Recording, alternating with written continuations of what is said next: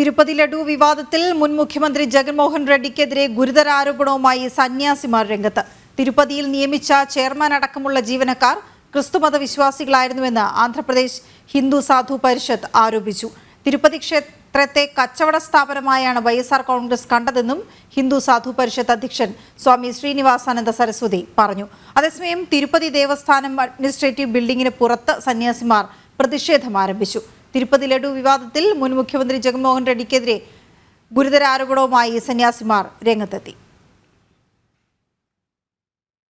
തിരുപ്പതി ക്ഷേത്രത്തിൽ അവിശ്വാസികളായ അഹിന്ദുക്കളായിരുന്നു മുൻ ചെയർമാൻ അടക്കമുള്ള ഒരു വിഭാഗം ജീവനക്കാരെന്നാണ് സന്യാസിമാരുടെ ആരോപണം.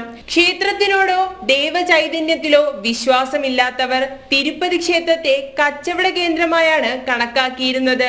മുൻ മുഖ്യമന്ത്രി ജഗൻമോഹൻ റെഡ്ഡി അന്യമത വിശ്വാസിയാണെന്നും അദ്ദേഹം തിരുപ്പതിക്ക് പ്രാധാന്യം നൽകിയില്ലെന്നും ഹിന്ദു സാധു പരിഷത്ത് അധ്യക്ഷൻ സ്വാമി ശ്രീനിവാസാനന്ദ സരസ്വതി ആരോപിച്ചു. So he never believed in Hinduism. He has no belief on Hindus. That's why he appointed chairmen as Christian chairmen. Karunakar Reddy, Y. Subba Reddy, Dharma Reddy. Like this, he appointed the Christian employees, AEOs, JEOs, superintendents, like that. So whenever the other religion persons are doing jobs in Tirumala, they have no faith and belief on Venkateshwara. That's why they always saw the Lord Venkateshwara is only a business purpose.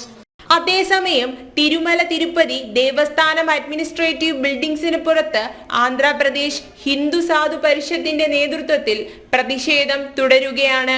മൃഗക്കൊഴുപ്പും മീനെണ്ണയും ഉപയോഗിച്ച് പ്രസാദമായ ലഡു നിർമ്മിച്ച സംഭവത്തിൽ കുറ്റക്കാർക്കെതിരെ നടപടി സ്വീകരിക്കണമെന്നാണ് സന്യാസിമാരുടെ സംഘടനയുടെ ആവശ്യം.